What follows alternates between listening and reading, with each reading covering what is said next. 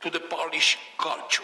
Let me start from my adolescence when I discovered classical music through Chopin, an artist which I continue to love all along my adult life. And so I was so happy yesterday to visit his native place.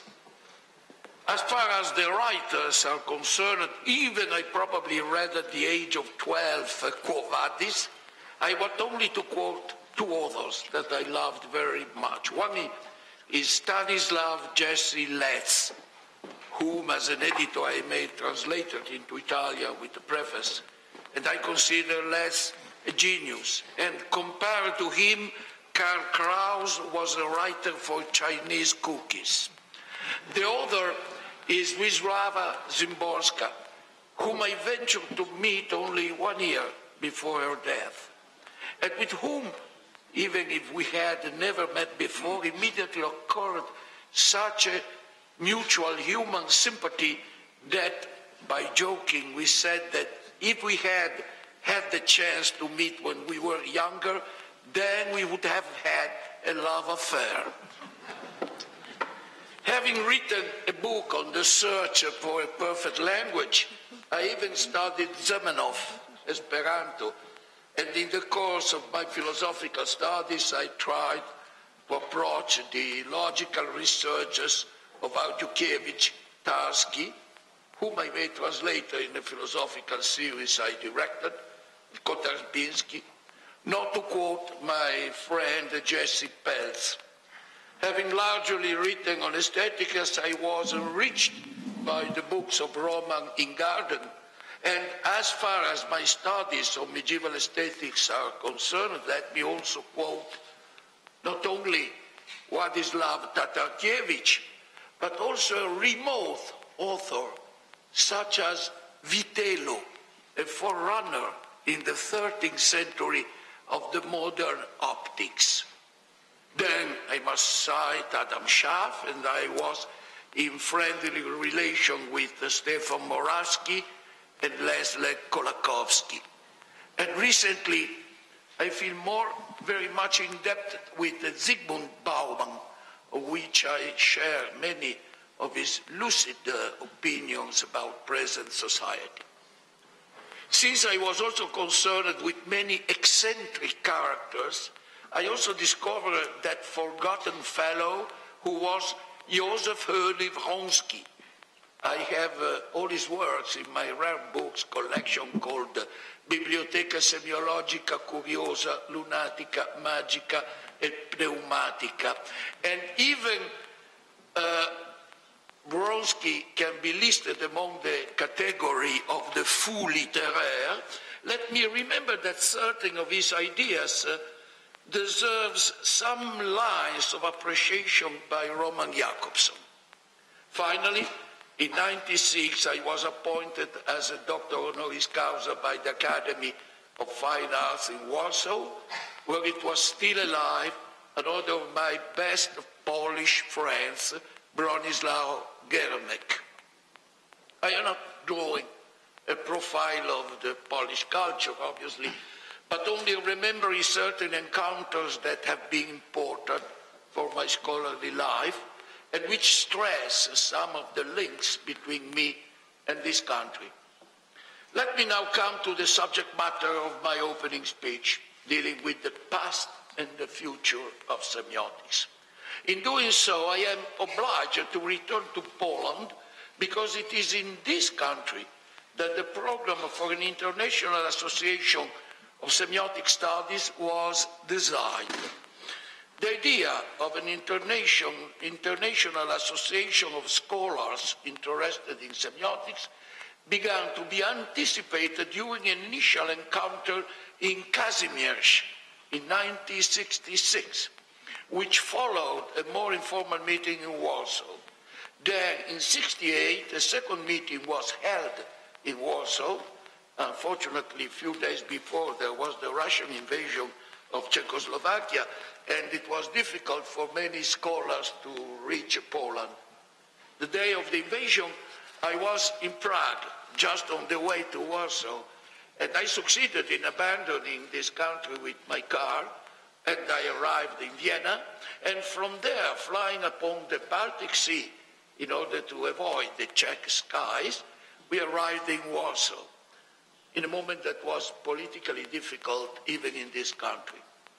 On the grounds of the discussions held in Warsaw, it was decided to meet later in '69 in Paris, when various scholars, including Roman Jakobson, Emile Benveniste, Roland Barthes, Julia Kristeva, Thomas Sibeok, Jesse Pels, and Algirdas Greimas, decided to found the International Association for Semiotic Studies. On that occasion, it was decided to adopt the term semiotics used by Peirce, Russian, and English-speaking authors like Morris, for example, in preference to the term semiology, which was widespread in other linguistic areas.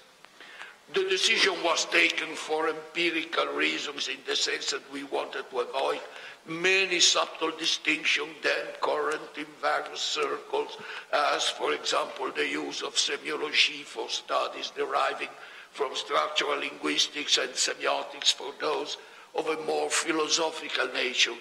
And the intention was to establish the idea that a single term could define various types of approach to the world of science. But the choice of semiotics, as supported by Jakobson, also aimed at establishing the notion that the field of study concerning the sign went beyond linguistics. After the meeting in Paris, there was another in Parma in 1971, in which Cesare Segre was appointed as president of the association, while I became the secretary general. And so Segre and we began to organize the first international congress. The preparation took 4 years, and we thought we had contacted at least 200 scholars who had shown an interest in semiotics, but at the opening of the Congress, 800 people showed up. After a general section that opened with the seminal coup d'œil sur le développement de la sémiotique by Roman Jakobson, there was a philosophical section devoted to foundations, one of the relationships between linguistics and semiotics, and then came section on formalized languages, semantics and pragmatics, the semiotics of literature, iconism and visual arts, theater, cinema, architecture, television, and music, a section devoted to the semiotics of culture, one on nonverbal behavior, and one on psychology and psychiatry. It was a vast panorama, but it was a question of seeing whether apparently different problems could be tackled using the same instruments. It was on that occasion that I began to think about the difference between a general semiotics and the various specific semiotics. The result of these reflections appeared in a definite form in '84 in my Semiotics and the Philosophy of Language.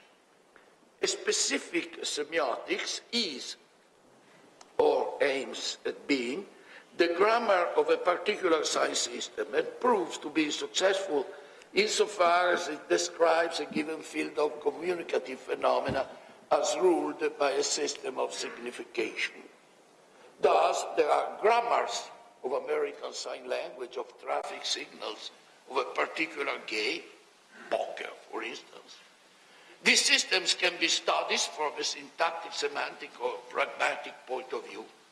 A specific semiotics can aspire to a scientific status since it studies phenomena that are usually stable, even though a code for traffic signals can have a shorter life than a phonological system, or vice versa. And lexical systems are in a continuous process of transformation. Being scientific, a specific semiotics can have a predictive power. It can tell which expressions produced according to the rules of a given system of signification are acceptable or grammatical, and which ones a user of the system would presumably produce in a given situation. Not every specific semiotics can claim to be like a natural science. However, when cultural anthropology, for instance, studies the kinship system in a certain society, it works upon a rather stable field of phenomena, can produce a theoretical object, can make some prediction about the behavior of the members of this society. The same happens with the lexical analysis of the system of terms expressing kinship relationships in the same society. All around this area of more or less established and rigorous grammatical knowledge, there is barely definable twilight zone of semiotically oriented practice, such as the application of semiotic notion to literary criticism or the analysis of political discourse. The task and the nature of a general semiotics are different. To outline a project for a general semiotics is not sufficient to assert, as Saussure did, that language is a system comparable to writing, symbolic rites, deaf, mute, alphabets, military signals, and so on.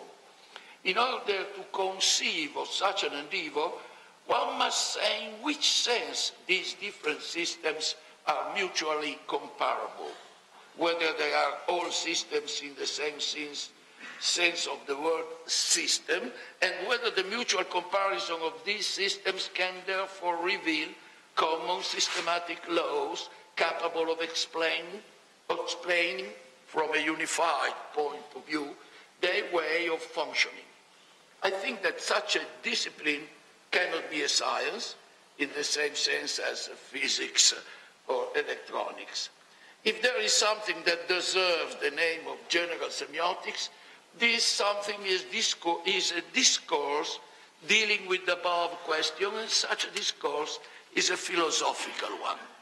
In any case, it encounters the problems raised by the philosophy of language, because in order to answer the above questions, it is obliged to reconsider from a general and not merely linguistic point of view classical issues such as meaning, reference, truth, context, and communication acts, be they vocal or not, as well as such logical problems as analytic versus synthetic, necessity, implication, entailment, inference, hypothesis, and so on. According to many classical approaches, from the Stoics through Augustine and from Locke to Jacobson, a general semiotics is concerned with the concept of sign as a phenomenon of referral or standing for, aliquid stat pro aliquo. One may decide that the theoretical object of semiotics can be a different and more fruitful one, let's say texts, semiosis, significant practice, communication, language, affability, and so on. But the real problem is not so much which object has to be appointed as the central one. The problem is to decide whether there is a unified object or not. Now, this object can become the central object of a general semiotics insofar as one decides that such a category can explain a series of human and maybe animal behaviors, be they vocal, visual, thermal, gestural, or other. In this sense, the first question of a general semiotics is close to the capital question of any philosophy of language. What does it mean for human beings to speak, to express meanings, to convey ideas, or to mention states of the world? But what means do people, by what means do people perform these tasks? Only by words? And if not, what is there in common between verbal activity and other signifying activities? I thought that the general semiotics improves some of the traditional approaches of the philosophy of language, but it assumes that it is impossible to speak about verbal language without comparing it to other forms of signification and communication. In this sense, general semiotics is fundamentally comparative in its approach. But it is enough to think, for instance, of Wittgenstein, or Husserl, or of Cassirer, to realize that the good philosophy of language necessarily takes this stance. In these early years, semiotics assumed that if comparison is possible between different ways of signifying, these ways should be described as systems. And at that time, the research was dominated by the notion of code. Later, I and others abandoned the idea of a rigid system, if not for some limited and local representation, and I adopted in exchange the notion of a cyclopedia, structured as a network. But this is another story which concerns my personal research. A general semiotics is influenced more than any philosophy of language by the experiences of specific semiotics. Not every philosopher of language would agree with such a project.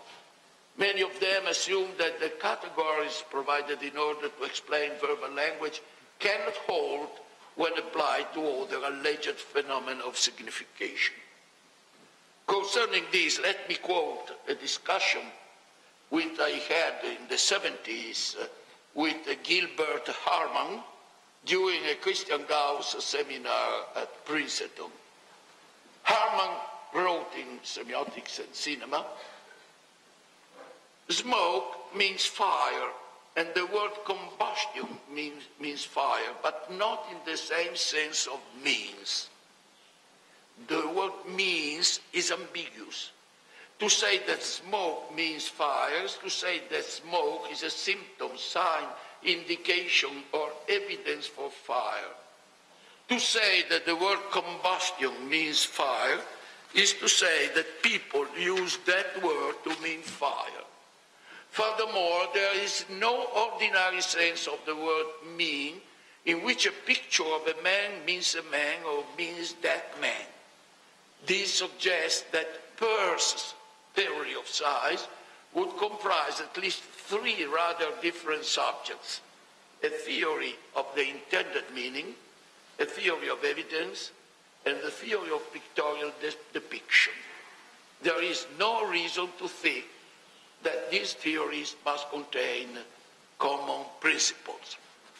I was convinced that Harman was wrong, and I objected that his argument clashed, first of all, with linguistic usage. Why have people used the word sign for more than 2,000 years to define phenomena that should be divided into three different categories? Second, Harman's objection goes against the consensus gentium of the philosophical tradition. From the Stoics to the Middle Ages, and from Locke to Peirce, from Husserl to Wittgenstein, there has been a constant attempt to find a common basis for the theory of linguistic meaning and for the theory of pictorial depiction, and also for the theory of meaning and the theory of inference. When we examine the problem of the Stoic semeion, we will see how ambiguous and inextricable the relationship is between a fact, from which many consequences can be inferred, the proposition that represents it, and the sentence that expresses that proposition. In any event, what makes these problems difficult to separate is precisely the fact that in every case, aliquid stat pro aliquo. The manner of standing for may vary, yet we still face a peculiar dialectics of presence and absence. It is not a good enough reason to ask whether a common mechanism, however deep, might govern both phenomena. Even though I dealt with the specific semiotics in various written works, for instance, apropos of narratology, my basic interest has always been in general semiotics, and I hold that general semiotics is a form of philosophy, perhaps the only form of philosophy permissible today. And in this I share the idea that contemporary philosophy has been characterized by a linguistic turn. On this slide, I thought in the Second Congress, Vienna, 1959, in this line of thought, in the Second Congress, held in Vienna, 59, I launched an appeal for the studies in the history of semiotics. And after that event, many important researches on the historical roots of our discipline were fruitfully developed. Many other congresses followed every 5 years, and I began to realize that the ideas of general semiotics were in minority compared to the various studies on specific semiotics. In addition, in the 70s, many scholars were shifting their attention from the fundamentals, the nature of the sign, the signified and iconic resemblance, to an analysis of texts. This was a most productive period, but my impression was that after having worked out a series of analytical instruments, the business of applying them to texts ran the risk of finding the same mechanism in every one. Think of the suggestions made by the Russian formalists, also the theories of narratology. I held that after Greimas and Genet theories of narrative texts, every textual analysis seemed to appear as a mere tautology. In other words, whether one was analyzing Tolstoy or a detective story, it was always possible to identify the mechanism brought to light by narratology. In the sense in which the analysis of a tragedy can only highlight the narrative devices explained in Aristotle's Poetics. But this was not my whimsical opinion, which came very late. I found recently in Roland Barthes' SZ, 1970, this remark. There are said to be certain Buddhists whose ascetic practices enable them to see a whole landscape in a being. Precisely what the first analysts of narrative were attempting, to see all the world's stories, and there have been ever so many, with a single structure. We shall, they thought, extract from each tale its model. Then out of these models we shall make a great narrative structure, which we shall reapply for verification to anyone's narrative. A task as exhausting, 90% perspiration, as the saying goes, as it is ultimately undesirable, for the text thereby loses its difference. What many people were losing sight of was the philosophical basis of semiotics. I realized this many years later when I took part in the International Congress held at the University of California, Berkeley, in '94. To quote only a few items, not of speeches but of sections, there were sessions of meta-theory, artificial intelligence, cognitive science, analysis of political discourses, temporality, Japanese pragmatics, semiotics of silence, semiotics of death, cyberspace, legal semiotics, media, body, religion, marketing, calligraphy, humor, education, sign processing, human-computer interaction, postmodern library and information science, older sexuality, analysis of the Cold War, medical semiotics, and even symmetry in crystallography. Clearly, This program mirrored the coexistence of a plurality of interests, more diverse topics. Not having followed all the meetings, I cannot say if there were common criteria for investigating both the semiotics of death and symmetry in crystallography. I think the organizers' purpose was not to provide and to impose a unified theoretical framework, but rather to take account of a variety of subject matter and the theoretical approaches. I also think that the choice of the topics was due to geographical accidents, and I suspect that there was Japanese pragmatics and not Eskimo semantics because the Congress took place on the Pacific coast and not in the Arctic Circle. However, all these scholars certainly believed that there were family resemblances between so many disconnected interests and methods, as if they were trying to produce a new Diderot's encyclopedia, which considered together the Gobelin tapestry and God, Egyptian hieroglyphs and windmills. Can still we speak at this point of a discipline, or should we accept the idea that we are not so much interested in discovering a unified semiotic approach, but in browsing through the semiotic web? Thus, I became more and more convinced that semiotics is not the name of a single science or discipline, but rather that of a department or school, just as there is no single science called medicine, but instead schools of medicine, in the academic sense of the expression. In a school of medicine, we have surgery, biochemistry, dietetics, immunology, psychiatry, and so on, something, even acupuncture and homeopathy. In such a school, experts in a given branch tend more and more not to understand the purpose and the language of other specialists, but in spite of such discrepancies, they can all work together because they have a common object, the human body, and the common purpose is its health. Semiotics is perhaps something similar, a field in which different approaches have, at a higher level of generality, a common object, semiosis.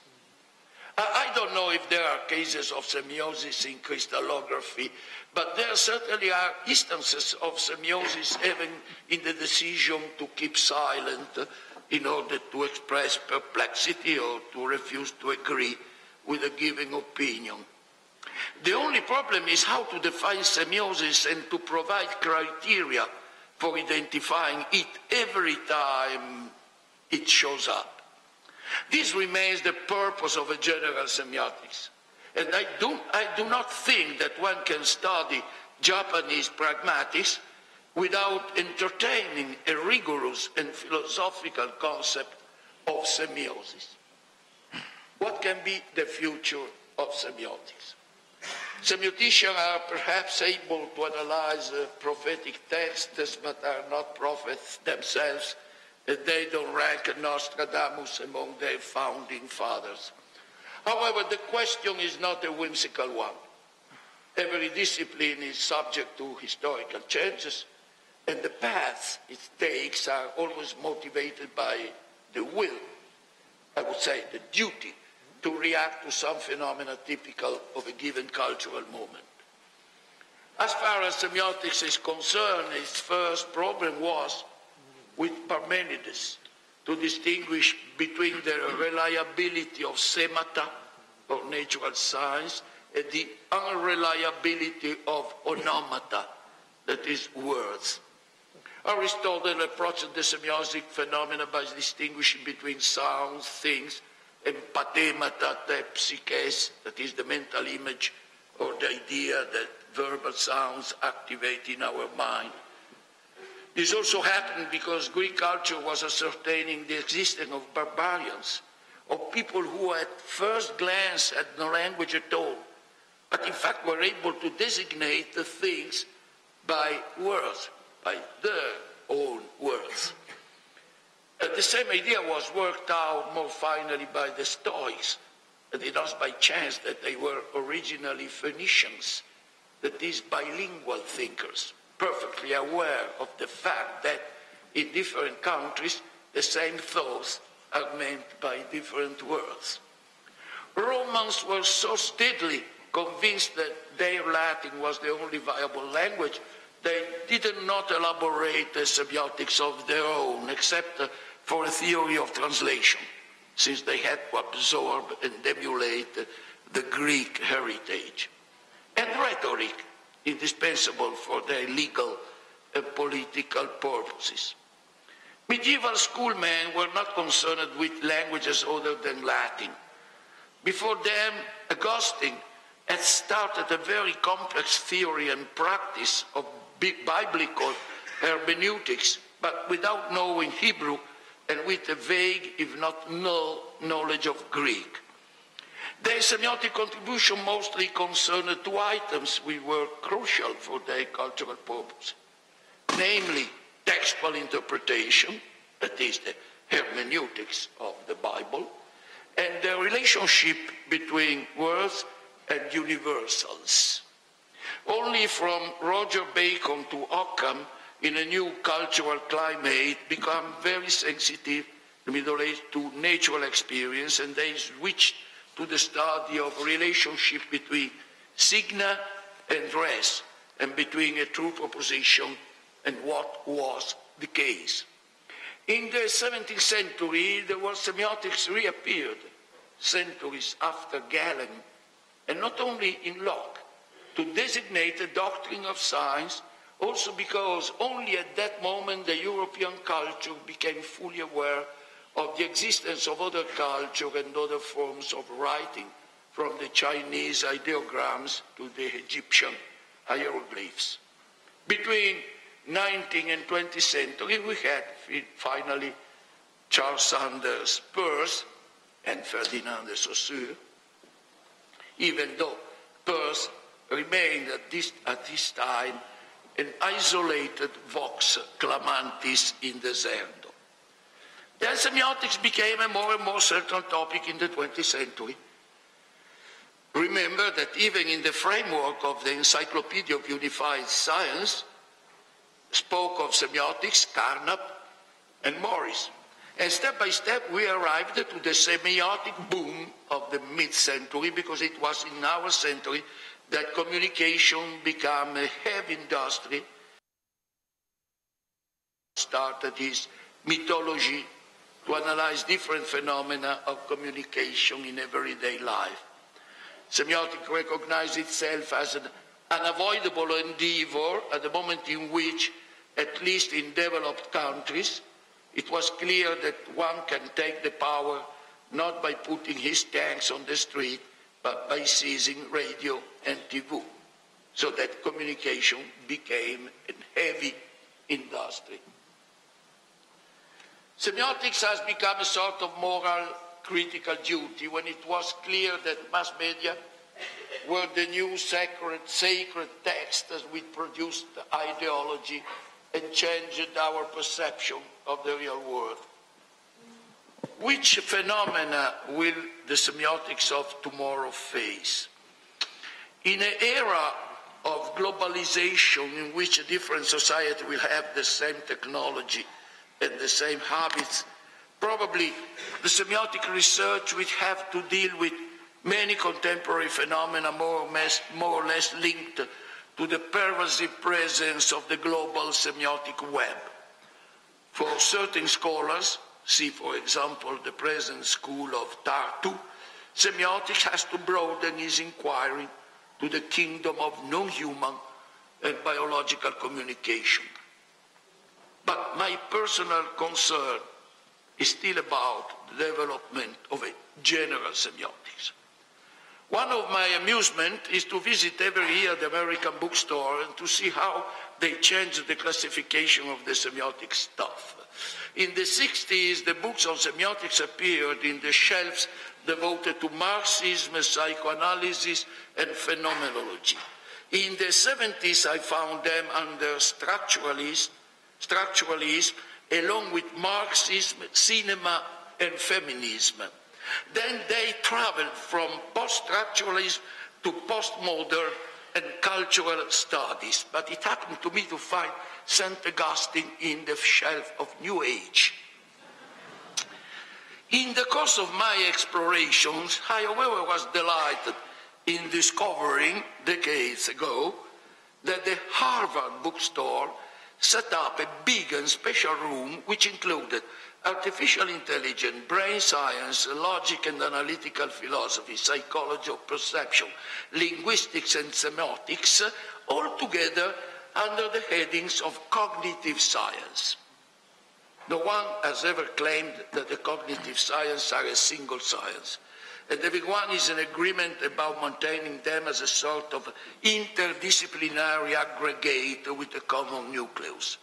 And it doesn't displease me that semiotics has come to be included in this confederation, independently of the question still debated, whether semiotics is a cognitive science or cognitive science are a branch of the general semiotics, as once the late Thomas Seeberg claimed. Semiosis has become a central concept of our contemporary scientific paradigm, as the opposition between res extensa and res cogitans in the 17th century. And it is certain that many disciplines can derive inspiration from semiotic concepts without necessarily being asemiotics. I have stressed the link between semiotics and cognitive science, and someone can object that there are many semiotic researchers which are not strictly connected with cognition, such as, let me say, analysis of literary text, researches on the effect of mass media, social and cultural semiotics, and especially that fruitful and still in progress field of studies concerning translation. However, I think that one of the main duties of semiotics research must remain its cognitive orientation. It is not a question of being a la mode. Since a long time, Persian scholars have spoken of Peirce semiotics as a cognitive semiotics. So please stick to the fundamental ideas of our forerunners. The semiotics of the middle of the last century, I think, for instance, of the French structuralism, insisted in demonstrating that our experience of the world is mediated by text, and texts are not a mirror-like representation of the world, but an interpretation of it as it turned to be interpreted by their addressee. In this textual turn, it was rediscovered Peirce's notion of unlimited semiosis. I want to make clear that I consider such an endeavor extremely productive. It helped us to recognize how much our allegedly naive experience was determined by discursive strategy.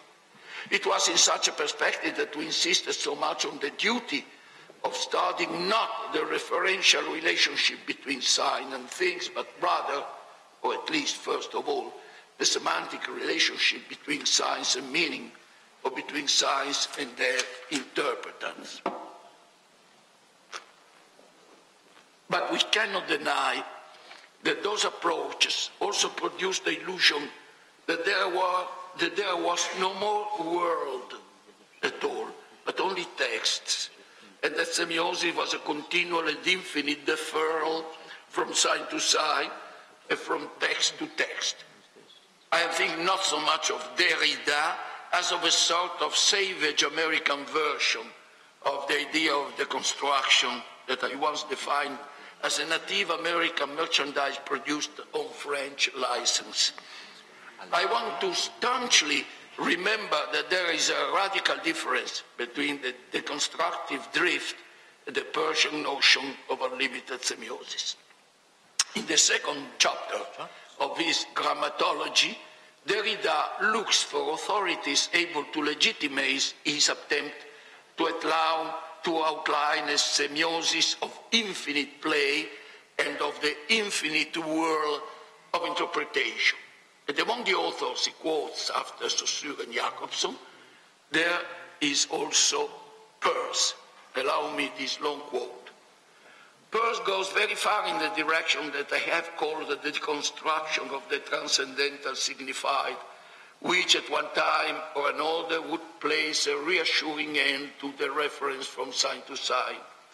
I have identified logocentrism and the metaphysics of presence as the exigent, powerful, systematic, and the irrepressible desire for such a signified.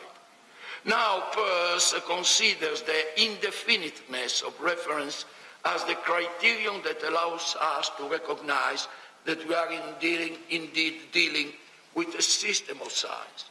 What broaches the movement of signification is what makes its interruption impossible. The thing itself is a sign. The so-called thing itself is always already a representamen shielded from the simplicity of intuitive evidence. The representamen functions only by giving rise to an interpreter that itself becomes a sign, and so on to infinity. The self-identity of the signified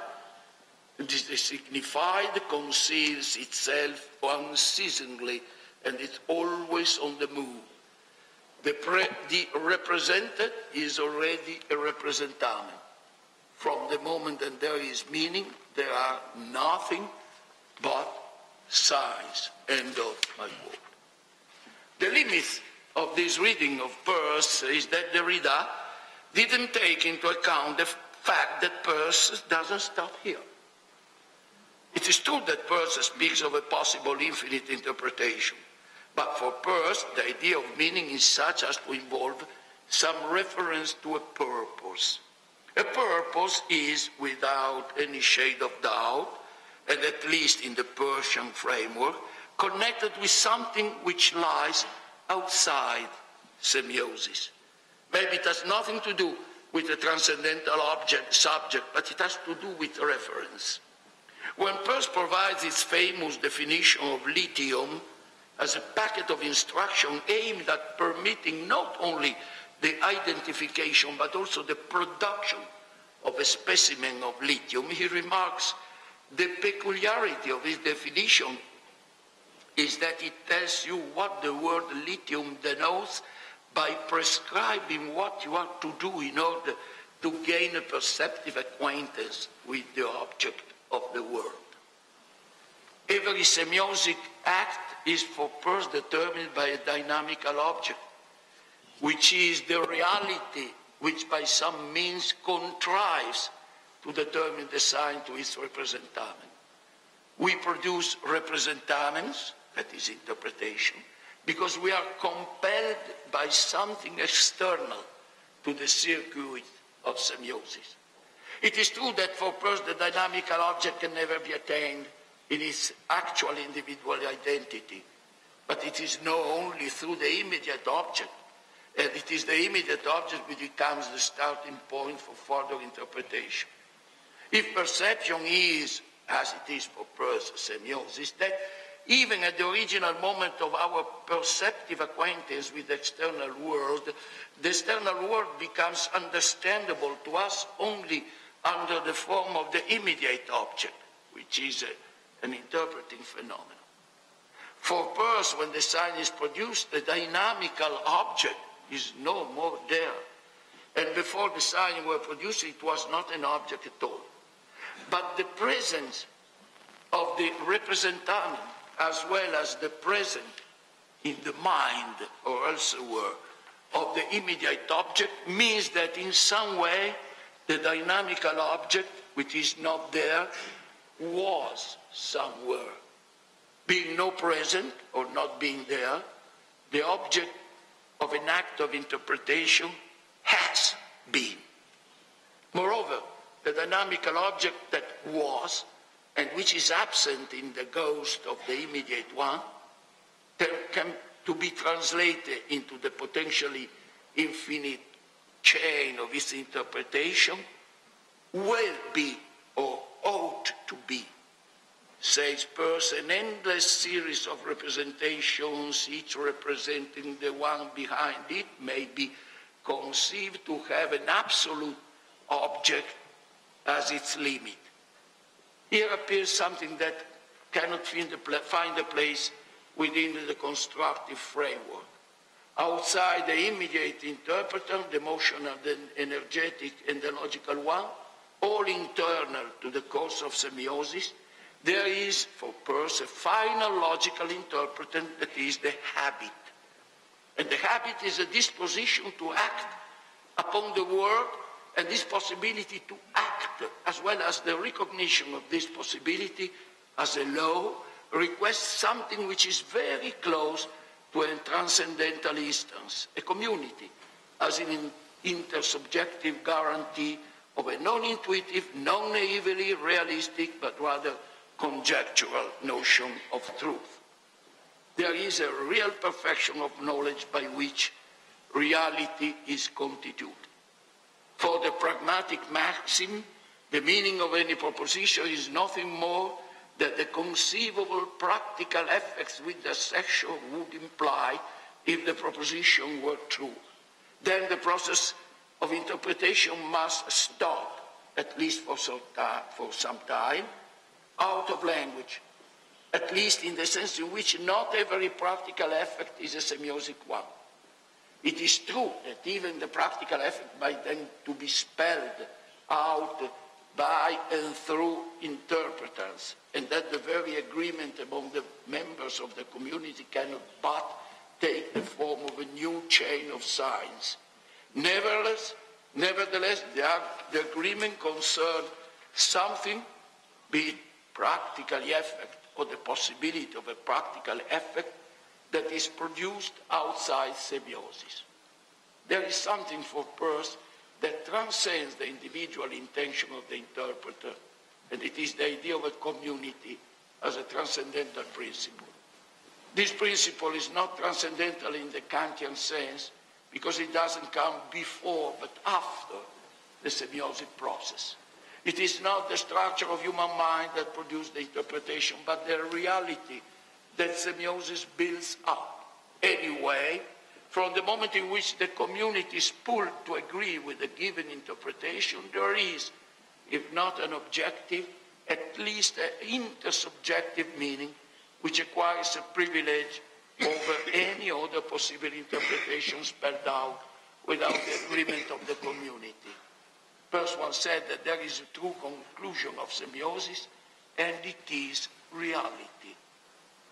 The problem of interpretation, which can be studied theoretically only by a general semiotics, is fundamental in order to face many philosophical positions according to which there are no facts but only interpretation.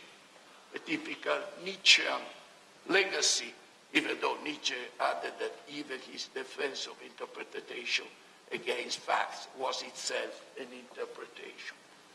Today, an appeal to a new realism was advocated, and within this framework, a general semiotics has something to say. Personally, I developed the idea of a negative realism, by which there are brute facts that challenge some of our interpretation and say that we cannot entertain them. Semiotics can also play a role in one of the main issues of our time, the education of young people about how to surf in the web. Once I was looking into the web for some information about Calcedonia. I don't remember why. From Calcedonia, I was sent, I don't remember what, a series of other fascinating links to the first English translation of the Rosicrucian Fama. A link in the commentary sent me to innumerable sites on the realm of Prester John. And from these I surfed until an impressive series of documents on the 10 lost tribes of Israel. I frantically saved and printed a lot of curious documents, but more or less at 2 o'clock in the night or in the morning, I felt stoned and I switched my computer off. At that moment, I realized that I had forgot my original purpose in starting the research. In a continual deferral from text to text, I had lost the opportunity to produce the habit which would have allowed me to pick up what I originally wanted. This is a nice parable, thing, which tells us two important things. First of all, that in the semiotic virtuality of the web, a very deconstructive creature indeed, we risk to lose every idea of purpose and of action. Secondly, that one of the duties of semiotics in the next millennium, will probably be to teach people not only how to use science to serve the infinite ocean of semiosis, but also how to return, not forever, but always at every stage of our semiotics interrogation, to the dynamical object. Maybe there are other interesting perspectives in the future of semiotics, but at this moment I don't remember that. Sorry.